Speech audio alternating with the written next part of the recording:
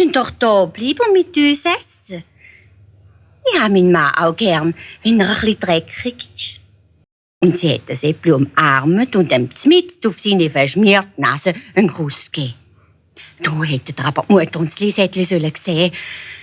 Sie haben vor Stunden Müller so weit aufgesperrt, dass sie es fast nicht mehr zugebracht haben. Und eine hat dümmer reingeschaut als die andere. Da hat das Äppli alles erzählt, was ihm mit der Fremden passiert ist. Und dann ist er zur Kutsche gegangen, hat seine schönen Kleider angelegt, sich gewaschen und gestrählt und ist so ganz vornehm zur Tür reingekommen.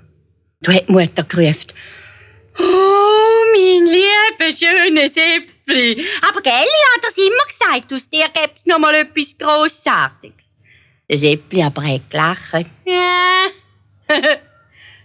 Mutter, also, weisst, ja, ich habe dich wahrscheinlich immer letzt verstanden. Aber weisst, ich bin dir jetzt nicht mehr böse.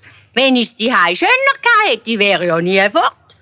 Und ohne den Hammer, den du mir mitgegeben hast, wäre ich von den bösen Geistern umgebracht worden. Und dann hätte meine liebe und schöne Frau mir heiraten. Also, kommt mit auf unser Schloss. Und dann wollen wir von heute an alle lieb sein miteinander.»